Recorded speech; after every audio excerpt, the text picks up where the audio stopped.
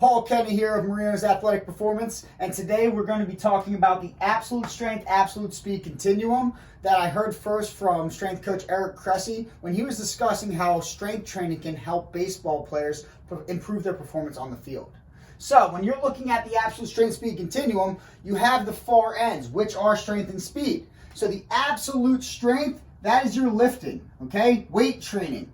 The absolute speed, that's playing your sport. As simple as that. The problem is high school athletes and some college athletes think I can live at the far ends and become a good athlete or be a good athlete. If you don't connect these two with two very important zones we're going to talk about today, you are limiting your potential as well as increasing your injury risk. So those two zones we're going to talk about are strength speed and speed strength. The reason those two zones are important is they connect the dots and help this strength transfer to sport. All right. If you are in this zone over here, the absolute strength, you're talking maybe, let's discuss a squat pattern. You might be talking a 200-pound squat for 4 reps. Okay. Pretty heavy resistance, but it's moving very slow. The athlete is trying to produce maximal force into the ground to stand up from the squat, but the load he's using is slowing him down. So this exercise is done with maximal force against heavy resistance, but at a slow pace. As we play our sport, if you want to see what a squat can get you good at, think about maybe a volleyball player. They want to jump as high as they can. So a vertical jump has the same components and the same movement pattern as a squat. Both you're trying to produce maximal force, but the rate of speed is different. This is going to move very fast, where this is going to move very slow. So as we're traveling the spectrum and we're in the strength, speed, and speed strength area, a great exercise that this squat can move into here, maybe decrease the squat by 50% and then add bands. Now what you're getting is a lighter load and a higher velocity of movement. Not quite the same as the vertical jump, but it's a faster speed. Take it a step further, and we got speed strength. Now, put a 10-pound weight vest on that athlete. Take away the barbell, and just have him do a squat jump. Now we're getting closer to the specific of the sport, utilizing arm action, but also just a light load to slow the body down just enough. Now that we've connected all four, this movement is going to be more powerful because we've trained the body to move against different resistances, but with maximal force. Also, you're decreasing the risk of injury because you prepared the body to move fast. You didn't just lift slow and pray to God that you were going to jump really high and not get hurt.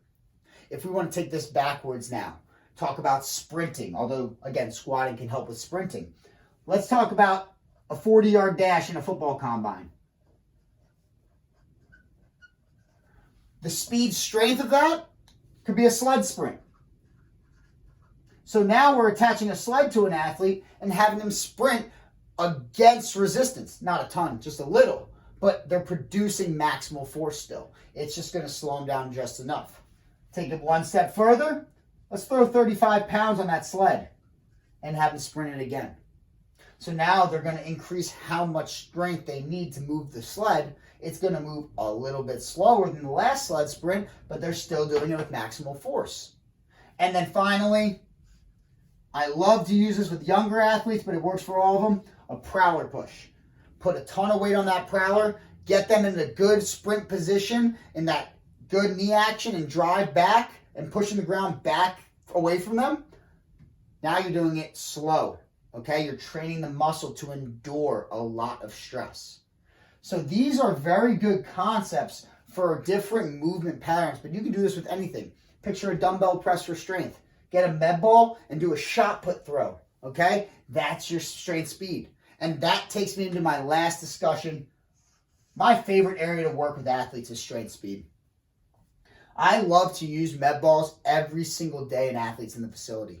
Med balls are traditionally a great exercise tool to use because they may come in 4 pounds to 12 or 14 pounds, and you may have to use a little bit of strength behind the movement to, rotate and throw the ball or slam the ball at the ground.